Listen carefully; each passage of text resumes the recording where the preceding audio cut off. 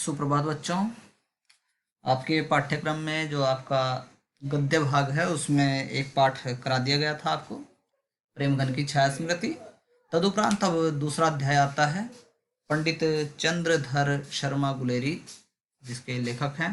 तो प्रतिदिन की तरह आपको फिर से निर्देश है कि आप लेखक का जीवन परिचय लिख लेंगे। जीवन परिचय आप इस पाठ में जो कुछ दिया है उसको देख के ही लिख लेंगे। तो अब यहाँ पाठ में क्या है, पाठ की विषय वस्तु में आइए सीधे। सुमरणी के मन के, ये पाठ का नाम है। और इसमें 3 अति लघु निबंध दिए गए हैं, बालक बच गया, घड़ी के पुर्जे और ढेले चुन लो। तो 3 जो निबंध दिए गए हैं उनमें बहुत ही शॉर्ट में एक मैसेज देने की कोशिश की गई है प्रत्येक में। तो हम उस निबंध का आज प्रथम हिस्सा लेंगे निबंध के, क्योंकि 3 भाग हैं और 3 भाग में पहला भाग है आपका बालक बच गया। तो बालक बच गया इस पाठ में एक आजकल की जो परंपरा है ना कि कुछ गार्जियंस जो होते हैं वो अपने बच्चे को ज़्यादा सुपीरियर दिखाने की कोशिश करते हैं, इसलिए लोगों के सामने उस बच्चे से इस तरह के प्रश्न पूछे जाते हैं जिससे कि उस बच्चे की विद्वता दिखाई दे, यानी बच्चा बड़ा इंटेलिजेंट है। और ऐसे बहुत सारे, अब आप चले जाते हो किसी जगह तो क्या करते हैं, बच्चों से पूछते हैं, हाँ बेटा तू सुना 37 का पहाड़ा। तो 37 का पहाड़ा, वहाँ ये नहीं है बात कि वो 37 का पहाड़ा उस बच्चे को आता है, बल्कि ये दिखाना उसका मंतव्य होता है उस व्यक्ति का कि उसका प्रभाव पड़े सुनने वाले, अरे इस बच्चे को तो 37 का पहाड़ा भी आता है। तो इससे होता क्या है, इससे खाली दिखावा होता है। ठीक है, तो इस पाठ में यही कुछ इस तरह का संकेत है, इस तरह की बात है कि लोग बच्चे का बचपन खा जाते हैं केवल इसलिए ताकि समाज में उनका स्टेटस बना रहे। तो इस पाठ में भी जो कहानी है वो कुछ इस तरह की है। अब ये देखिए, पाठ में आपको सबसे पहले एक बच्चा दिखाई दे रहा है और टाइटल नीचे है ये बालक बच गया।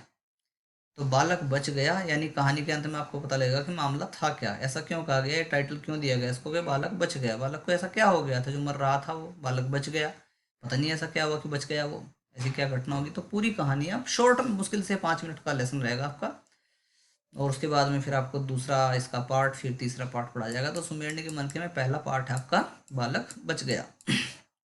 तो सीधे एकदम व्याख्या पार्ट पे आइए। एक पाठशाला का वार्षिकोत्सव था, जैसे आपके यहाँ होता है ना सालाना जलसा यानी एनुअल डे, तो एक पाठशाला का एनुअल डे था। मैं भी वहाँ बुलाया गया, पाठ के जो लेखक हैं वो, उनको आमंत्रित किया गया वहाँ। वहाँ के प्रधान अध्यापक का एकमात्र पुत्र और उस विद्यालय के ही हेड मास्टर का एकमात्र बेटा, जिसकी अवस्था 8 वर्ष की थी। बच्चे की उम्र कितनी थी उसकी, 8 वर्ष।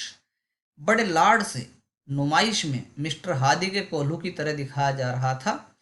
तो उसकी बड़ी नुमाइश हुई वहाँ, जैसे कि उसको जलसे में प्रस्तुत किया जा रहा हो और उसको नुमाइश में प्रस्तुत किया गया उस बालक को कि देखो भाई, अब ध्यान से देखो, ये बच्चा देखो कितना इंटेलिजेंट है, कितना होशियार है, अब देखना इसको कितना ज्ञान है, ये आपके हर सब्जेक्ट का ज्ञाता है, हर सब्जेक्ट की इसको जानकारी है। देखना इस बच्चे से, इससे सवाल पूछे जाएंगे हर विषय के सवाल, और देखना कितने अच्छे उसके जवाब देगा। तो इस तरह से उसकी क्या हो रही थी, जैसे कि कोल्हू के बैल की नुमाइश होती है, इस तरह से उसको दिखाया जा रहा था।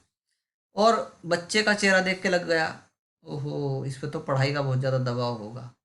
क्यों, उसका मुंह पीला था, चेहरे का रंग पीला पड़ गया था, आंखें सफ़ेद, दृष्टि भूमि से उठती नहीं थी, यानी पूरी तरह से उस बच्चे का बचपन छीन लिया गया था उसके गार्जियंस के द्वारा, केवल इसलिए ताकि दिखाया जा सके कि भाई देखो कितना पढ़ाकू लड़का है। प्रश्न पूछे जा रहे थे, वह उनका उत्तर दे रहा था। एक के बाद एक बाउंसर डाले जा रहे थे प्रश्नों के, और वो हर एक का सामना कर रहा था एक अच्छे बैट्समैन की तरह, खूब चौके छक्के जड़ रहा था।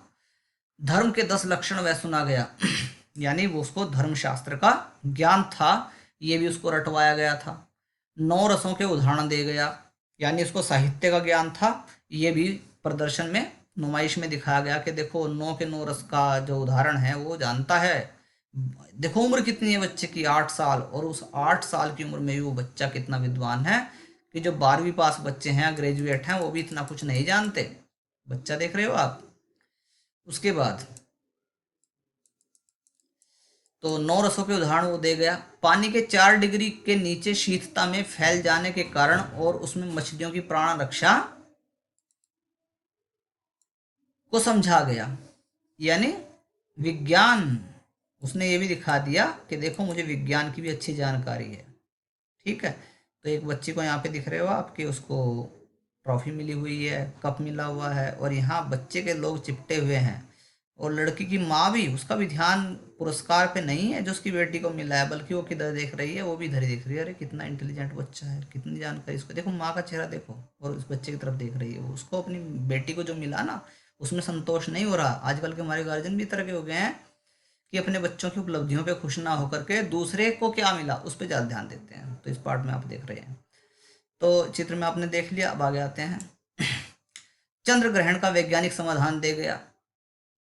अब आप समझ रहे हो ना, खगोल शास्त्र, एस्ट्रोनॉमी, यानी आप कह सकते हो कि ज्योग्राफी की कह लीजिए कि वो चंद्र ग्रहण यानी ज्योग्राफी के बारे में भी काफी कुछ समझा गया। अभाव को पदार्थ मानने न मानने का शास्त्रार्थ कह गया।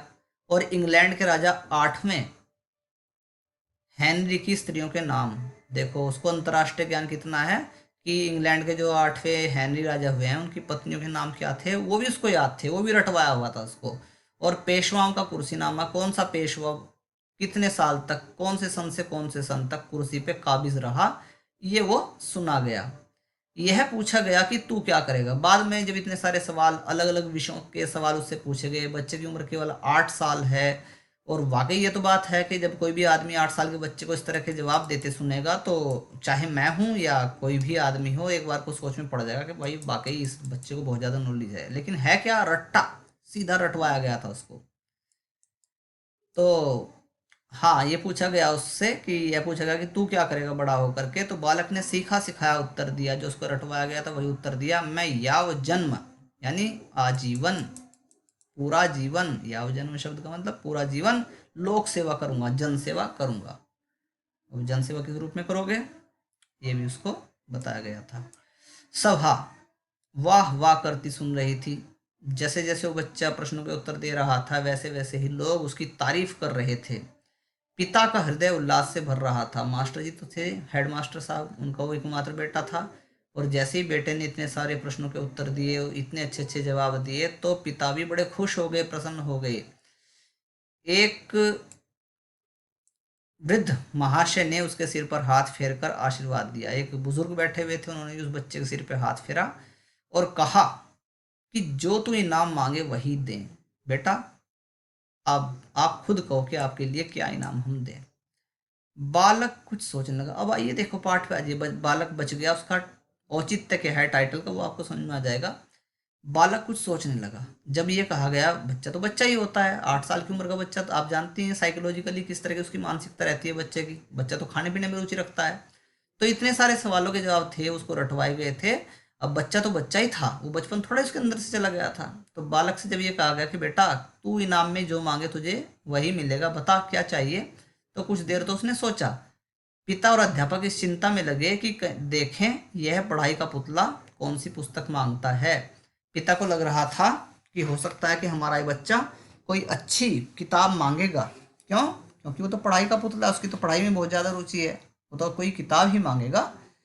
बालक के मुख पर विलक्षण रंगों का परिवर्तन हो रहा था। अब तक जो उसका चेहरा पीला पड़ा था, जैसे ही उसको ये चॉइस दी गई कि बेटा तू तू जो चाहता है तुझे मिलेगा, बता क्या इनाम चाहिए, तो उसका रंग ही बदल गया। यानी उसका बचपन धीरे धीरे बच्चे का वापस लौटने लगा। हृदय में कृत्रिम और स्वाभाविक भावों की लड़ाई की झलक आंखों में दिख रही थी। अब अंदर क्या चल रहा था, एक आर्टिफिशियल लड़ाई थी, आर्टिफिशियल ज्ञान की, और जो बच्चे का नेचुरल व्यवहार होता है उस व्यवहार की लड़ाई अंदर ही अंदर चल रही थी। ठीक है, और नेचुरल जो बच्चे का व्यवहार होता है वो उसकी आर्टिफिशियलिटी के ऊपर हावी होता जा रहा था, इसलिए उसके चेहरे का रंग बदल रहा था, क्योंकि बचपना धीरे धीरे वापस मुड़ रहा था, और वो लड़ाई उसकी आंखों से झलक रही थी। कुछ खास कर इतनी देर से वो प्रश्नों का उत्तर दे रहा था। गला साफ कर नकली पर्दे के हट जाने पर स्वयं विस्मित होकर बालक ने धीरे से कहा। अब बालक बालक बन गया, जो उसके ऊपर नकली पर्दा हुआ था वो अब हट गया, छट गया। और जब बच्चे को लगा कि अरे मेरे से मेरी चीज़ के लिए चॉइस पूछी जा रही है, तो बच्चा होता है, उसने धीरे से क्या कहा, बच्चे ने लड्डू। यानी उसने कोई किताब नहीं मांगी, उसने क्या मांगा, लड्डू। क्यों? बच्चा तो बच्चा होता है, उसको तो खाने पीने की चीज़ चाहिए। पिता और अध्यापक निराश हो गए। अब तक क्या सोच रहे थे पिता और अध्यापक कि ये कोई अच्छी किताब मांगेगा, क्योंकि ये तो पढ़ाई का पुतला है, लेकिन कम से कम अब उस भाव से बच्चे को आज़ादी मिली कि बच्चा तो बच्चा होता है। वो अपनी वास्तविकता की और अपनी नेचुरल जो जेस्चर होता है बच्चे का उस ओर वापस आ गया। इस बात से पिताजी और अध्यापक को बड़ी निराशा हुई। अरे यार, इसने क्या मांग लिया लड्डू, कितनी तुच्छ सी चीज मांग ली, कोई अच्छी खासी किताब मांगनी चाहिए थी। इतने समय तक मेरा श्वास, अब मेरा का मतलब कवि, वो जो लेखक है उस समय वहां पे मौजूद है, उसको भी आमंत्रित किया गया था उस एनुअल डे में। तो बेचारा बहुत देर से, जो लेखक था वो, उसका दम घुट रहा था। दम इसलिए घुट रहा था कि ऐसा वातावरण क्यों दिया गया बच्चे को कि उसका बचपन ही खत्म हो गया।